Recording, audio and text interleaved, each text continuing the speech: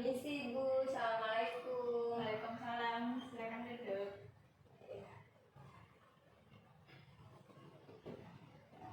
Akhirnya kita berdua ada kesempatan untuk berbincang-bincang ya.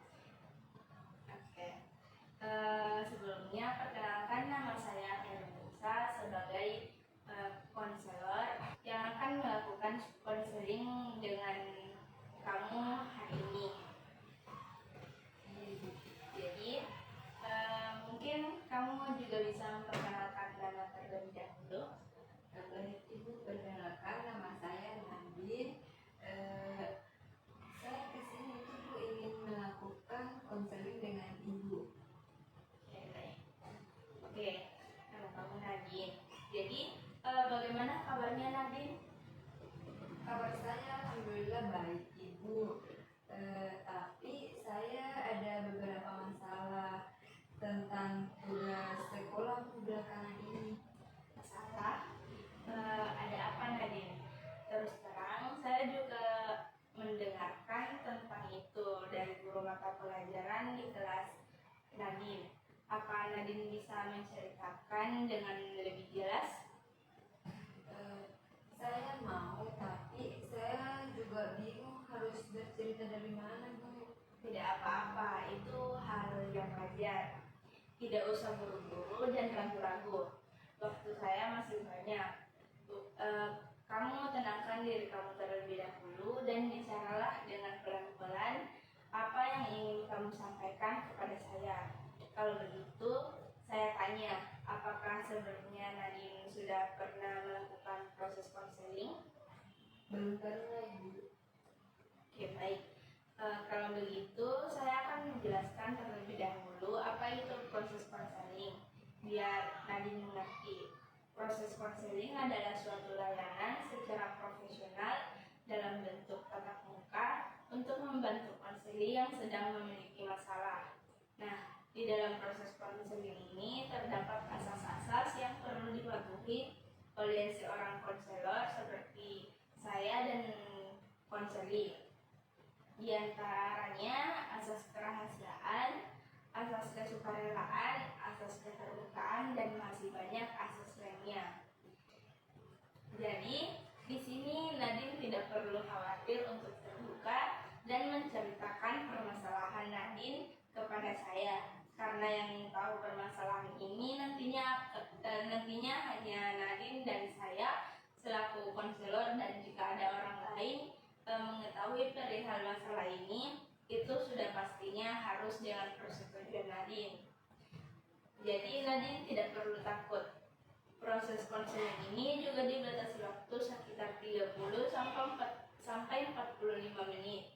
Dan hal penting yang juga harus Nadine tahu bahwa proses konseling ini, konselilah yang bertanggung jawab dalam mengambil keputusan yang diambil guna menyelesaikan masalah yang dialami konseli itu sendiri.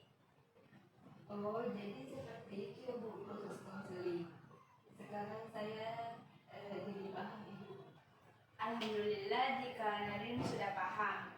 Sekarang Nadine bisa ceritakan masalah yang dihadapi saat ini kepada saya. Iya Bu, sebenarnya saya memiliki permasalahan mengenai tugas-tugas sekolah saya Bu. Akhir-akhir ini saya sering mendapatkan teguran dari guru mata pelajaran karena banyak tugas saya yang kosong dan saya sering terlambat mengerjakan tugas saya Bu. Baik, saya sangat memahami permasalahan yang dihadapi oleh Nadine saat ini. Jadi, di sini Nadine memiliki masalah sering tidak mengerjakan tugas dan sering terlambat mengumpulkan tugas, begitu? Iya, benar Ibu. Oke, baik. Nadine bisa menceritakan sejak kapan sih Nadine menjadi sering tidak mengerjakan tugas? Karena setahu saya Nadine itu anak yang pintar dan berprestasi. Awalnya Ibu, saya sangat rajin mengerjakan tugas. Malah saya sering mengumpulkan tugas lebih awal daripada teman saya. Namun 1 bulan belakangan ini saya menjadi malas mengerjakan tugas karena saya sering merasa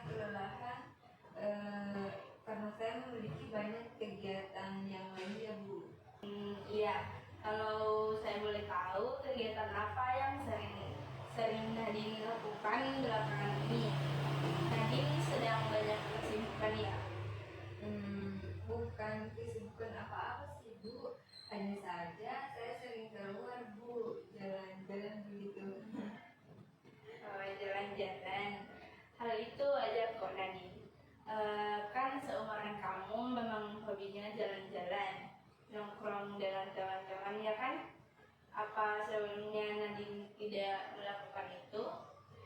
Sebelumnya juga seperti itu Bu, cuma sebulan belakangan ini saya sering jalan dengan pacar saya Bu. Walah, Nadine punya pacar baru toh. Selamat lah Nadine, pasti bahagia karena sering jalan-jalan. Iya Bu, saya merasa senang sekali kalau pacar saya mengajak saya jalan-jalan dan kami sering mengunjungi tempat-tempat yang belum pernah saya kunjungi sebelumnya Bu, dan tempat itu juga lumayan jauh Bu. Wah, seru sekali. Sepertinya Nadine jadi anak adventure ya sekarang. Tetapi Bu, itu dia, karena sering kelelahan saya jadi malas mengerjakan tugas sekolah Bu. Memangnya kalau di rumah Nadine memiliki banyak kesibukan ya? Tidak Bu, di rumah saya hanya menonton dan akhir-akhir ini saya sering video call dengan pacar saya dan chatan Ibu. Karena hal-hal ini terasa baru bagi saya, tugas-tugas sekolah saya jadi terasa membosankan dan akhirnya terbengkalai Bu. Jadi sepertinya Nadine sedang kasmaran ya. Jadi hal-hal lainnya terasa membosankan bagi Nadine. Iya Bu. Oke. Tapi Nadine kalau seperti ini terus, bukannya nilai Nadine akan menurun dan akan berpengaruh dengan peringkat Nadine ya? Iya Bu, itu dia. Saya juga tidak ingin nilai saya menjadi anjlok begini dan peringkat saya turun Ibu. Pasti Ibu saya akan kecewa juga Ibu. Oke, apa Nadine mau saya bantu? Saya bisa kok bantu Nadine. Tentu saja Bu, saya mau dibantu oleh Ibu. Saya selama beberapa hari ini semenjak mendapat teguran dari guru mata pelajaran, saya sudah berusaha untuk berubah Bu, tapi rasanya sangat sulit dan saya tidak tahu harus mulai dari mana Bu. Sepertinya saya benar-benar perlu bantuan dari Ibu. Oke.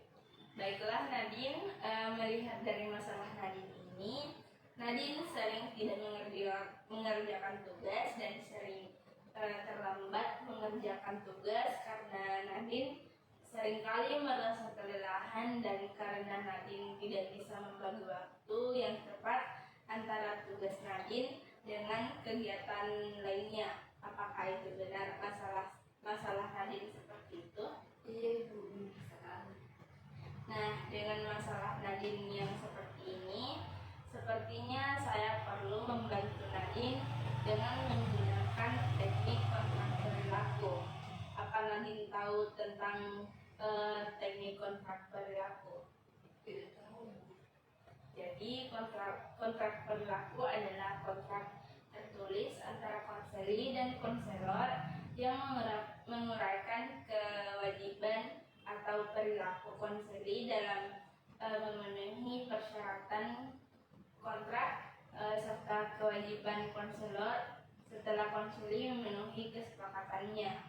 Jadi nanti saya akan membuat lembar kontrak perilaku yang berisi hal-hal yang akan Nadine dapatkan apabila Nadine berhasil untuk merubah perilaku Nadine. Jadi seperti itu Bu. Tapi sebelum itu saya ingin bertanya terlebih dahulu, apakah Nadine sering memiliki sesuatu yang ingin Nadine capai belakangan ini? Tapi sebelum itu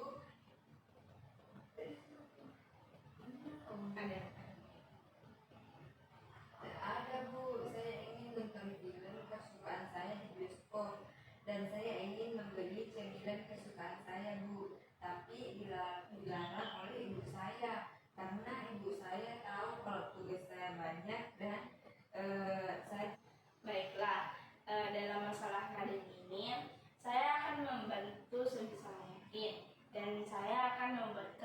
lembar kontrak perilaku untuk Nadine. Tunggu sebentar ya, 5 menit. Kemudian ibu akan mengirimkan kepada Nadine melalui WhatsApp. Baik ibu.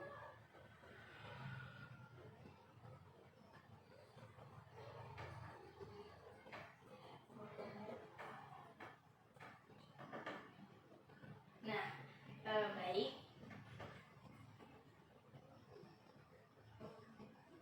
Oke. Nah, baik Nadine, saya sudah mengirimkan lembar kontrak perilaku kepada Nadine di WhatsApp Nadine. Nadine bisa cek dulu. Iya bu, saya sudah menunjukkan. Oke. Jadi menurut Nadine, apa Nadine setuju dengan isi kontrak perilaku yang saya buat?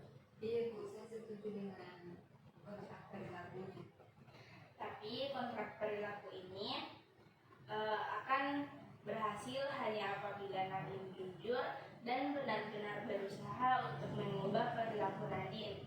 Apa Nadine bisa berjanji akan melaksanakan kontrak kita dengan baik? Saya berjanji bu, saya akan berusaha semaksimal mungkin untuk mencapai target dari kontrak ini. Terima kasih karena ibu sudah ingin membantu saya bu. Ya Nadine. Jadi hal yang harus Nadine lakukan adalah apabila Nadine mengerjakan dan mengumpulkan tugas Nadine tepat waktu sebanyak 2 mata pelajaran, Nadine boleh memilih salah satu, baik untuk pergi jalan-jalan dengan pacar Nadine, pergi ke bioskop untuk menonton film kesukaan Nadine, atau membeli cemilan kesukaan Nadine. Saya juga sudah membicarakan mengenai kontrak ini dengan Ibu Nadine, dan Ibu Nadine setuju untuk mengizinkan Nadine apabila Nadine berhasil. Yang benar ibu. Baik bu, saya akan mengerjakan tugas saya dengan semangat setelah ini. Tapi apabila saya tidak melakukannya bagaimana ibu? Nah, apabila Nadine tidak melakukannya, Nadine tidak mendapatkan apa-apa. Dan harus Nadine ketahui, hadiah-hadiah ini hanyalah sementara untuk memotivasi Nadine sebagai langkah awal perubahan perilaku Nadine.